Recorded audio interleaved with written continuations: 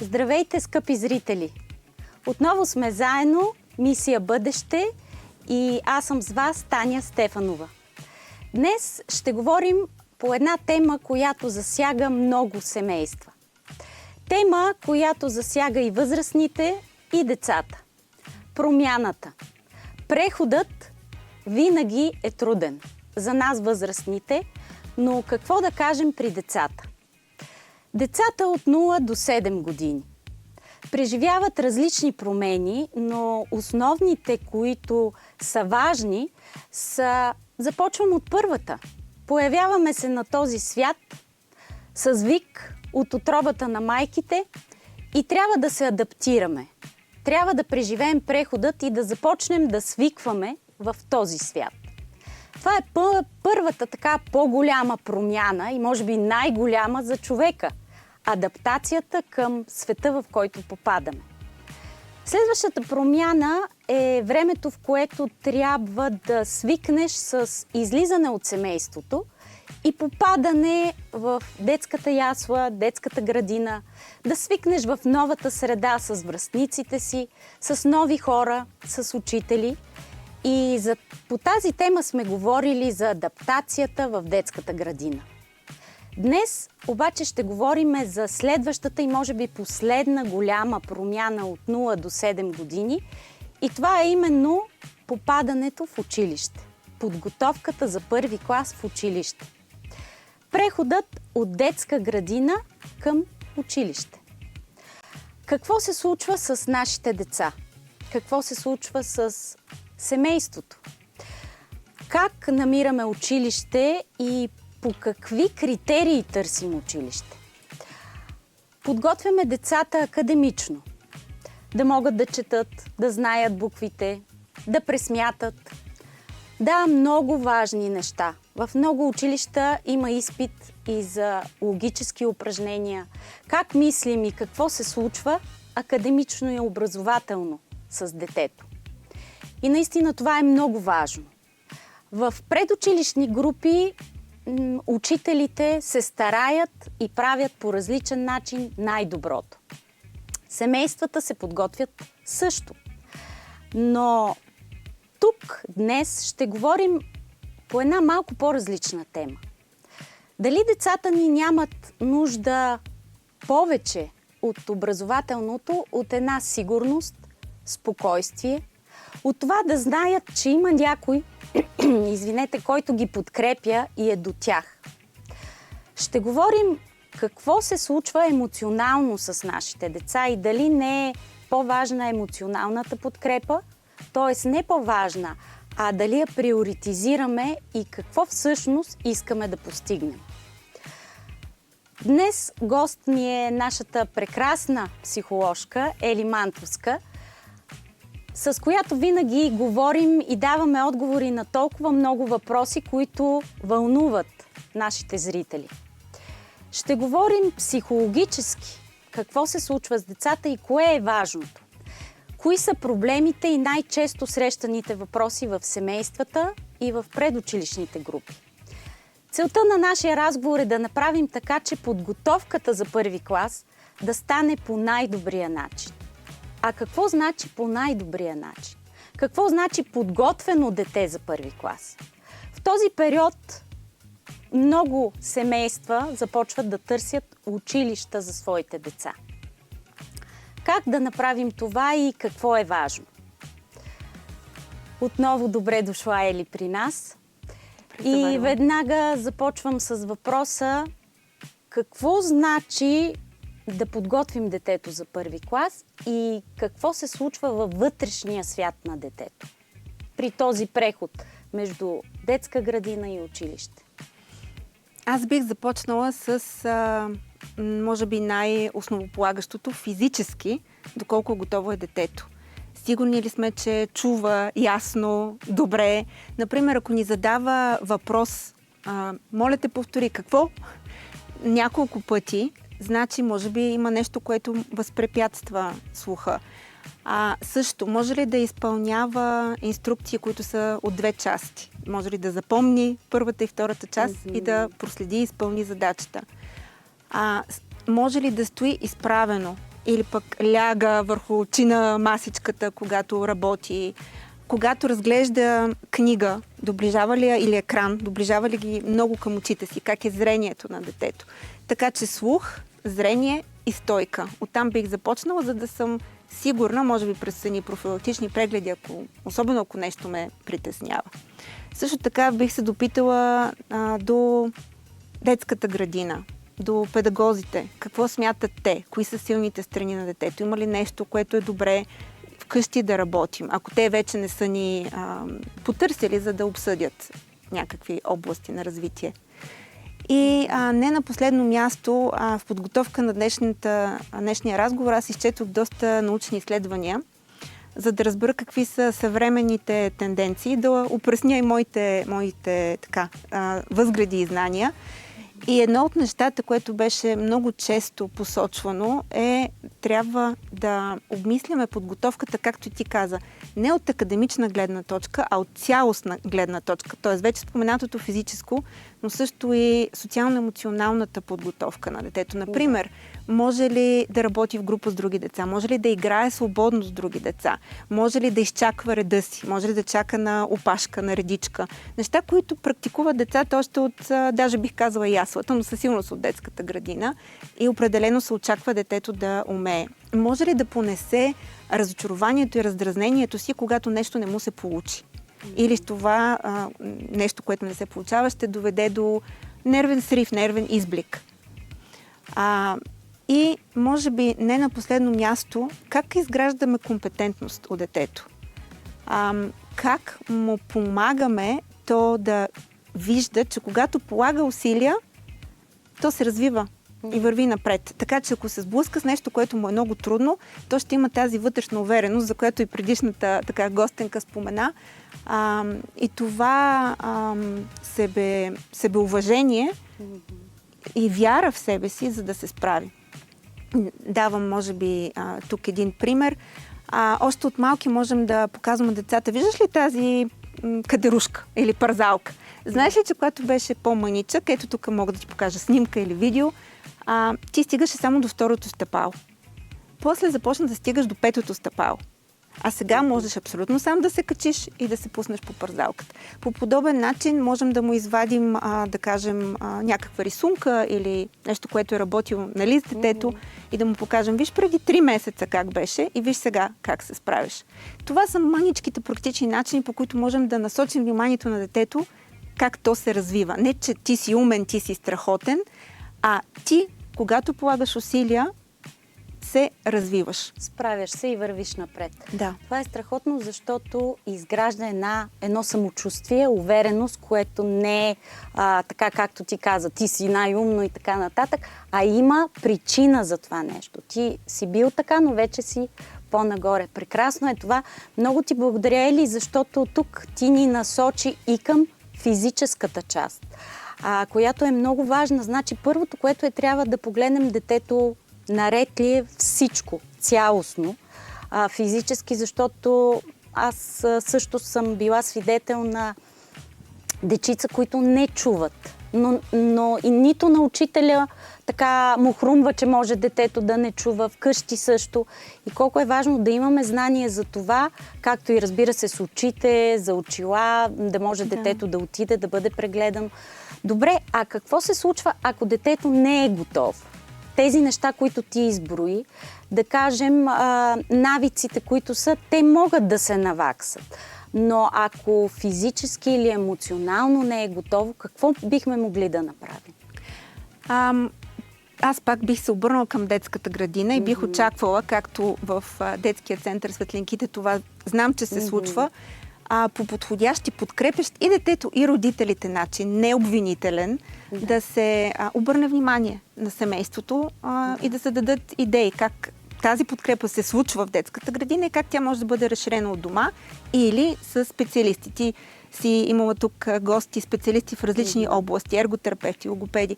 Ако имаме съмнение, че детето все още не изговаря ясно всички звукове, можем да се обърнем към логопед. Ако виждаме, че на детето му е трудно, примерно, да си връзва обувките, повечето обувки днешно време на децата са с ни лепенки, но примерно да си дигне ципа, неща, които е важно да може да прави в училище, защото там няма как да му бъде помагано, тогава можем да се обърнем към ерготерапевт.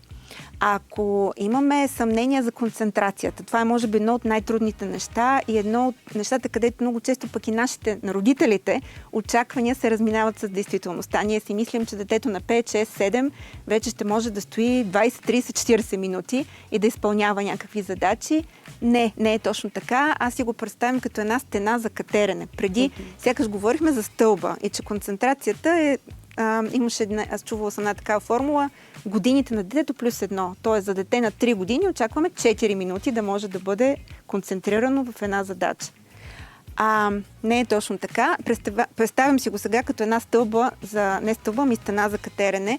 Детето в момента, ако работи върху едно умение, може да ни изглежда, че на другите нива не се справя така, както очакваме. След това обаче може да направи един голям напредък в една определена посока, след което може да стои отново на това ниво известно време. Тоест, какво ние търсим? Ние търсим това конкретно дете, какъв напредък има. И ако коригираме с нашите очаквания, дали ние като родители не очакваме твърде много от него, и го коригираме с това как средата е изградена в къщи, колко е предсказуема средата. Детето в един час ли си ляга? Горе-долу. Дори ние вкъщи не спазваме часът до минутата. Детето знае ли каква последователност от действия се извършва в детската градина, каква последователност от действия се извършва в къщи. И можем да играем игри от сорта на много имена тази игра съм срещала, но от нашето детство, където примерно има един отпред застанал човек, той е Зайо-байо или колко е часа, това е едната разновидност, и той не вижда играчите, които им казва как да се придвижват с една миша стъпка, с една великанска стъпка. Това развива така наречените екзекутивни функции на детето, т.е. умението за самоконтрол и контрол на импулсите. Да. Което пък помага за умението за концентрация. Всъщност умението за концентрация е свързано с много други по-малки умения. Има една дама, която така, Адел Даймънд, тя е посветила живота си на това да изследва екзекутивните функции и да създава ориентир в различните възрасти на какво ниво трябва да са тези умения. И тя ни обръща внимание, че всъщност умения като концентрация на вниманието има много други като подстъпала, до които е важно детето да е стигнало, преди да очакваме половин час да седи на столче и да решава задачи по математика. Да. Тоест, трябва да познаваме детето си много добре индивидуално, просто да имаме време с него и това, с което ти започна, да имаме контакт с детската градина, с учителите, с средата, да имаме разговори и обратна връзка.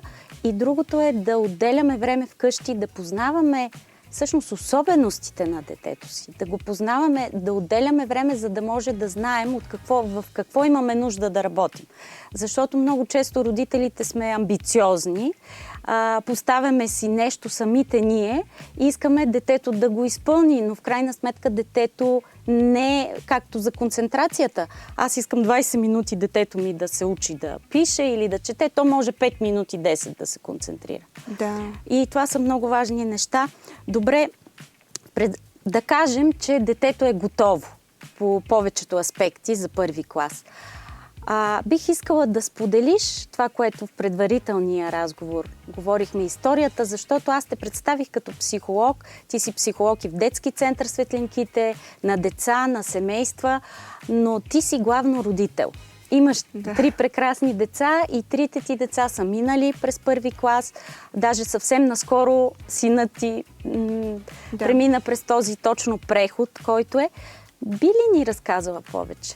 Ще бъде полезно. Да, нещо, на което може би не обръщаме внимание е доколко детето има възможност да се привърже към основния възрастен в училище. Нашата учебна система е така изградена, че имаме една основна учителка до 4-ти клас. Така че това е нещо, което по ред причини не се случи за моя син. Ние очаквахме, че учителката на неговите сестри ще го поеме, но пък тя напусна. училище и това се разбра много малко преди започването на първи учебен ден. И тук може би е и моя грешка, че понеже ние много сме говорили за тази учителка, която беше на моите дъщери, които сега са 5-ти класи, чудесно щеше да е логично тя да поеме и по-малкия им брат. Тя беше като член на нашето семейство. Тя беше като, ние сме се шегували, втора майка на моите дъщери. И най-доброто. Да. Тя имаше точно този индивидуален подход, индивидуална подкрепа. Тя също залагаше на връзката с детето преди академичните постижения. И всъщност малко преди началото на първи учебен ден ние разбрахме, че ще е друг учителя и че дори тази дама няма да е в училище, нали, поне като една такава странична опора на детето, защото и сина ми я познаваше. Това, което беше хубаво в училище, е, че те имаха едни такива предварителни дни, в които преди 15 септември детето да опознае училището и учителя. Въпреки всичко, началото беше доста трудно. Сина ми не искаше да ходи на училище, беше му тъжно, разделите бяха трудни. Ако се върнем към началото на разговора ни, когато изброявахме уменията, на мен ми се иска да вкараме и уменията и готовността на родителя. Защото тази раздяла, която при нас се случваше, беше, може би, едно от най-трудните неща. Даже не толкова трудни, може би, за сина ми, колкото за мен самата. Защото аз мислех, съчувствах, преживявах как ли се чувства. И друго нещо, което така, ако си представям един списък с критерии, аз бих добавила е какъв е опита на родителя в училище. Как се е случила адаптацията в първи клас на самия родител, защото без да искаме, неминуемо прехвърляме част от тези емоции върху детето. Аз лично имах труден първи клас и вероятно и това съм направила, че това мое безпокойство се е отразило и на детето ми. Така че това, което направихме разговаряхме с учителката, така че да види сина ми, че ние харесваме учителката, приветстваме учителката. Тя също обича да говори с нас, слуша се в това, което казваме, опознава сина ни през това, което ние споделяме за него.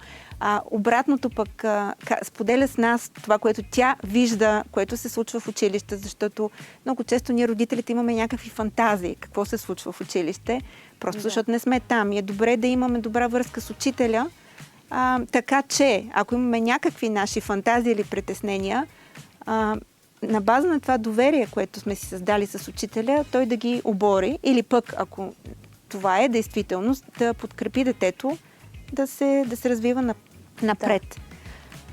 Да, накратко това е. Все още му е трудно понеделниците, като днешния ден, да отива на училище, когато сме имали няколко дни заедно. И също след болест или те имаха кратки ваканции. Но вярвам, че връщам се към това, което самата аз казах преди малко. Опитвам се да виждам напредък. Опитвам се да виждам знаците, че той се чувства все по-адаптиран и все по-приет и все по-компетентен. Ако пак мога да си позволя да направя една връзка с този списък, с критерии, който ние като родители бихме могли да поддържаме в главата си, е доколко детето може да опознае учителката и средата. Дори ако щеш нещо елементарно, като тоалетните къде са, какви са, преди първи учебен ден, така че да няма такива притеснения за своите най-елементарни, изключително важни нужди. Към кого да се обърне, може да зададе въпрос на възрастен или се притеснява. Да, много, много добре и полезно, това много добре казано и много полезно за всички нас, защото тук ти вкара и отражението на родителя, на родителите към детето, това, което се е случило в техния първи клас или това, което е в съзнанието им. Ако аз съм майката и съм тревожна и съм имала много тежък преход в първи клас и аз го предавам без да искам. Моята амбиция по същия начин. Имам големи очаквания към детето. Детето трябва да го познавам и да знам може ли то на тези очаквания да отговори, защото мога да създам в него нещо, което може да предизвика психологически много тежък момент. Тоест, подготовката на семейството за първи клас е много важна и това как родителят анализира себе си и какво се случва в мисленето му и в тази подготовка. Тоест да работят родителите преди всичко и върху тях. Нали, това е Абсолютно, да. което обобщавам. И другото, което си мисля, разбира се, иска ми се да направим още едно предаване за училището. Тоест, мога ли да си избера учителя? Защото за мен най-важен от 1 до 4 клас, времето в тази начално образование е личността. Човека, който те поема, както говорили сме и в детската градина е по този начин. Но и не е само това. Средата, колко са 20-25 деца, каква е средата, какво е училище. Какви са семействата, ако мога да видя това, да. Това е много важна тема и аз мисля и те каня да направим още едно предаване, в което е хубаво да разберем как можем да изберем училище на детето си и кои са критериите. Но тук говорим повече психологически, какво можем да направим и да помогнем на педагозите в предучилищните групи също да подготвят по правилния начин детето. Тук визирам не само образователно, но психологически как можем да помогнем. Да, аз мисля, че сега субективна съм. Имам стаж и в държавни детски градини, и в училища, но все пак на мен ми допада това, което се случва в детския център. И това, което мога да откроя е така наречен индивидуален подход. Нещо, за което много ние родителите търсим и много така се изтъква като предимство. Какво значи? Наистина да има възможност педагога да седне с детето и да види тези неща, които преди малко си говорихме. Това е част от работата, това е част от оценката на училищната готовност, но да види и дори как държи молива химикалката, как е застанало детето на стола, как разбира инструкциите, трябва ли да се пояснява, трябва ли да се повтаря, как управлява напрежението, защото това отделяне от групата, със сигурност детето дори много ясно да сме му казали, че това е просто време, което ще имаме, не сме обяснили, това е много важна оценка и сега ти трябва да внимаваш, разбира се, но то усеща, че нещо различно се случва. Как се справя с това напрежение? Всичко това е индивидуалният подход, всичко това е много ценно наблюдение и обратна връзка, която можем да споделим с родителя. Хем да можем да го успокоим за това, че детето отговаря на нивото за училищна готовност. Хем, ако има нещо, което виждаме, педагога вижда, че може да се подобри, да се обърне внимание. Вече има толкова много помагала, книжки, игрови подходи. Дори примерно за концентрацията и за управление на вниманието, една игра като замръзванка, която играем в детския център. Родителите могат да играят с децата. Пускаме си някаква песен, измисляме си някаква смешна дума, примерно патладжан, и като се каже тая дума, всички замръзваме в позата, в която сме танцували. Ето такива малки неща. Нямам предвид направим детето да седне и да решава да пише ченгелчета или някакви логически задачи. Тук опира до индивидуалния подход, това, което ти каза. Аз мога да кажа, че съм благодарна това, което се случва в Светлинките, защото учителите, особено госпожа Мариана Иванова, която работи с толкова много хъс и успява да обгрижи децата. Т.е. какво значи да обгрижи? Внимание към всяко едно дете, към нуждите на всяко едно дете. И за мен това е най-важното. И нещо друго, много важно в детски център Светлинките. Освен емоционална и физическа подкрепа, децата имат и една духовна рутина. Молитвата като начин за успокоение. Молитвата и вярата в Бог като нещо, което им дава сигурност извън това, че са без своите родители, извън семейството. Това остава в живота им и напред. В училище, когато отидат, знаят, че могат да се помолят, защото тази рутина в детски център Светлинките я има. Над всичко искам да кажа, че всичко зависи от нас като родители. Нашия поглед, нашата мисъл и нашето виждане за това как детето ще се развие, как ще премине през този преход. И за мен образователната стъпка в първи клас, преминаването, прехода е повече житейски момент, отколкото образователен, и пожелавам на всяко едно семейство да се замисли и да постави приоритетите в този преход. Желая ви един прекрасен, позитивен, изпълнен с хубави емоции днес и нека вярата, любовта и надеждата не спират да бъдат с вас. Не забравяйте да бъдете точно в 10 утре.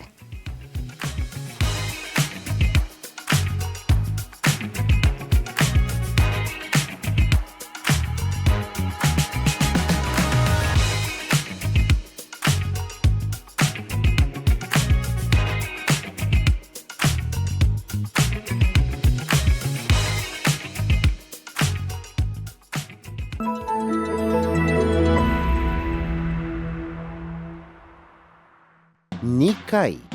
Добрият вкус и качество – традиция за вашата трапеза.